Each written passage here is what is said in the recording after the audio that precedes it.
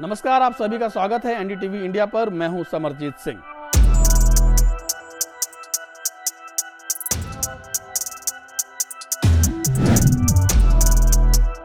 आज के इस दौर में लाखों रुपए कमाने में किसी के भी पसीने छूट जाते हैं, लेकिन क्या हो अगर कोई ठग कुछ मिनट के भीतर ही आपकी मेहनत की इस कमाई को आपके बैंक अकाउंट से उड़ा ले। दरअसल आधुनिक तकनीक और एआई के इस दौर में साइबर ठग आप और हम जैसे लोगों को चपत लगाने के लिए हर रोज नए नए तरीकों का इस्तेमाल कर रहे हैं। ऐसे में हम सबको और अधिक सतर्क होने की जरूरत है।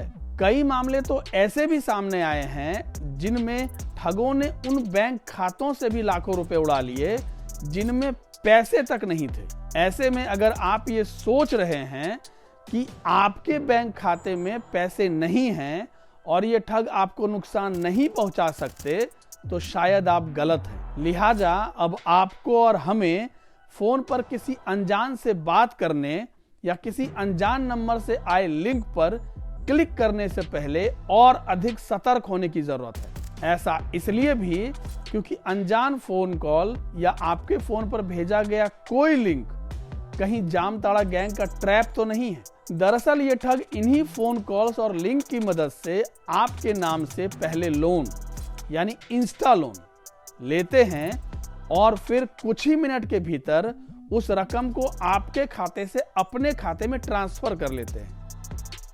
हाल ही में ऐसी ही एक घटना हमारे पत्रकार साथी रविकांत ओझा जी के साथ हुई है। उनके पास पहले एक ठग की तरफ से फोन आया। फोन पर बताया गया कि आपके क्रेडिट कार्ड का सालाना शुल्क यानी एनुअल रेंटल बकाया है और आप इसे फौरन चुका दें।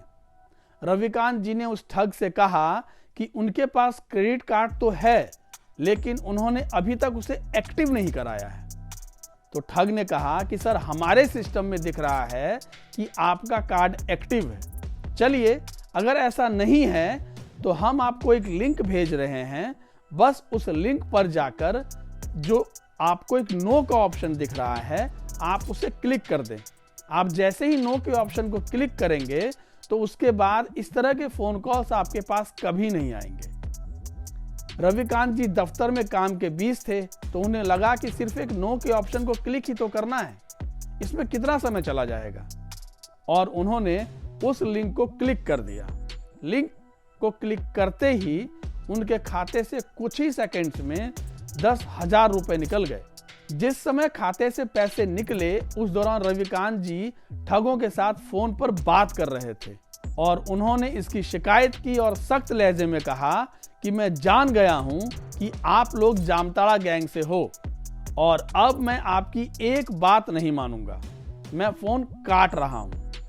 इस पर ठगों ने उन्हें भरोसा दिलाया कि वो किसी जामताड़ा गैंग से नहीं है, बल्कि उनके ही बैंक से बात कर रहे हैं और आपके खाते से जो पैसे कटे हैं वो एक टेक्निकल एरर की वजह से हुआ है और हम आपके पैसे को कुछ ही मिनट के भीतर आपको वापस कर देंगे।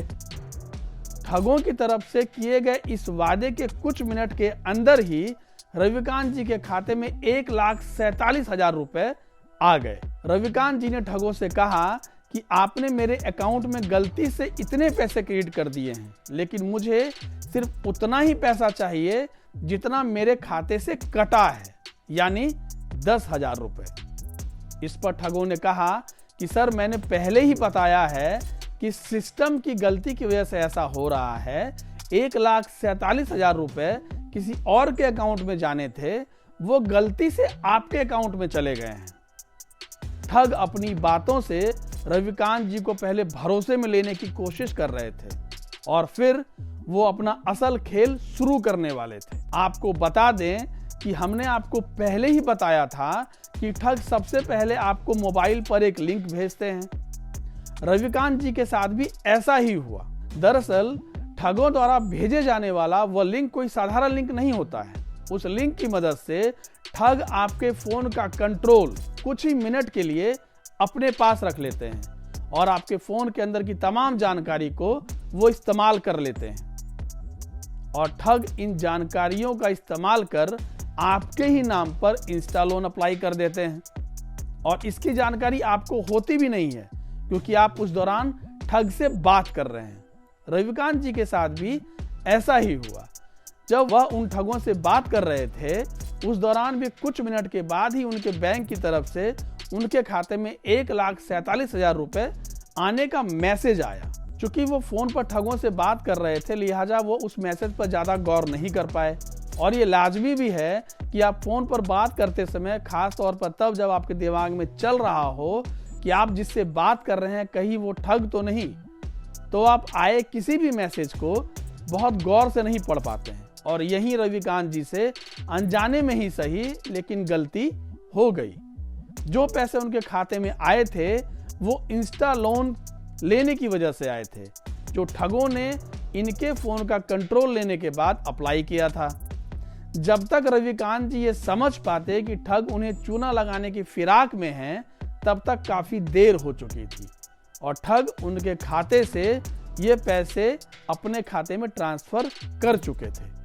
बहरहाल रविकांत जी इन ठगों के खिलाफ अपनी लड़ाई अभी लड़ रहे हैं। उन्होंने साइबर सेल और अन्य जगहों पर भी शिकायत दे दी है और इस पूरे मामले पर अभी जांच चल रही है। लेकिन भविष्य में आपके साथ ऐसी कोई घटना ना हो इसके लिए जरूरी है कि आप सतर्क रहें और कुछ अहम बातों का ख्याल रखें। इस अनोखे साइबर फ्रॉड को लेकर जब हमने जाने माने साइबर लॉ एक्सपर्ट और सुप्रीम कोर्ट के वरिष्ठ वकील पवन दुग्गल से बात की तो उन्होंने बताया, ऐसा नहीं है कि अगर आपके खाते में पैसे हैं तभी आप साइबर क्राइम के शिकार हो सकते हैं। आपके खाते में पैसे नहीं भी होंगे तब भी आपको साइबर क्राइम का शिकार बनाया जा सकता है क्योंकि golden age of cyber crime प्रारंभ हो चुकी है और उसके दरमियान नए नए प्रकार के उभरते हुए साइबर क्राइम्स हम सबके सामने आ रहे हैं। अगर आप इन साइबर क्राइम से बचना चाहते हैं तो कुछ चुनिंदा कदमों को जरूर फॉलो करें। पहली बात, अपनी जानकारी केवल एक नीड टू नो बेसिस पर शेयर करें। तमाम सारे लोगों के साथ अपनी कोई भी जानकारी को साझा न करें, खास तौर पर अपनी बैंकिंग क्रेडेंशियल्स को लेकर या अपने क्रेडिट कार्ड डिटेल्स को लेकर। दूसरी बात, कहीं ना कहीं हमें समझना होगा कि हमें साइबर सुरक्षा को जीवन जीने की शैली के स्वरूप में अडॉप्ट करना पड़ेगा। इसके लिए कोशिश करिए आप साइबर सुरक्षित रहें, अपने डेटा को साइबर सुरक्षित रखें।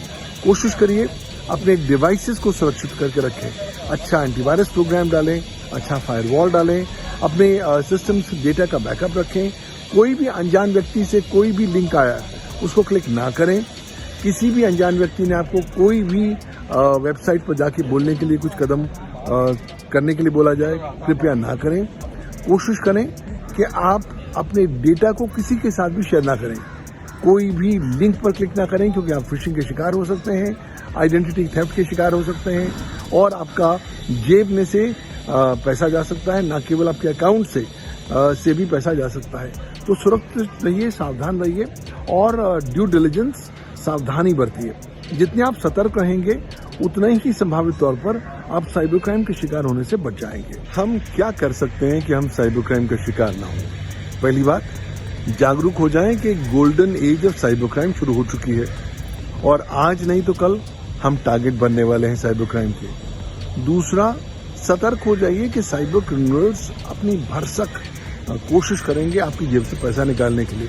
तो अपने अकाउंट्स को सुरक्षित रखें। अपने अकाउंट में बहुत सारे पैसे रखें ना, खास तौर पर उन अकाउंट में जिनके माध्यम से आप इंटरनेट बैंकिंग करते हैं या इंटरनेट पर ट्रांजैक्शन करते हैं। कोशिश करें कि साइबर सुरक्षा को जीवन जीने की शैली के स्वरूप में अडॉप्ट करें। क्यों? अगर आप साइबर सुरक्षित रहेंगे, अपने डेटा को सुरक्षित रखेंगे, अपने डिवाइसेस को सुरक्षित रखेंगे तो आप भी सुरक्षित होंगे। अपने डिवाइसेस को अच्छे एंटीवायरस के प्रोग्राम के साथ सुसज्जित करिए, अच्छा फायरवॉल लगा के रखिए ताकि आपके डेटा का संरक्षण हो सके। किसी भी व्यक्ति पर विश्वास करना भूल जाइए। कहीं पर भी कोई भी अनजान व्यक्ति से आपको लिंक आए, आपने क्लिक नहीं करना क्योंकि अगर आप क्लिक करेंगे तो आप कहीं ना कहीं आइडेंटिटी थेफ्ट के, फिशिंग के शिकार हो जाएंगे।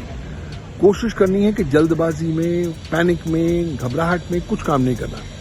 कोई लिंक पर नहीं जाना, किसी को जानकारी नहीं देनी, अपने क्रेडेंशियल शेयर नहीं करने। अपनी जानकारी को केवल नीड टू नो बेसिस पर ही शेयर करिए। जैसा कि पवन दुग्गल ने बताया कि अगर आप इन कुछ अहम बातों का ध्यान रखें तो आप इस तरह की ठगी से बच सकते हैं। और सबसे अहम, अगर आपके साथ इस तरह की कोई भी ठगी हो तो इसके बारे में अपने आसपास के लोगों को, अपने दोस्तों को, अपने संबंधियों को जागरूक जरूर करें।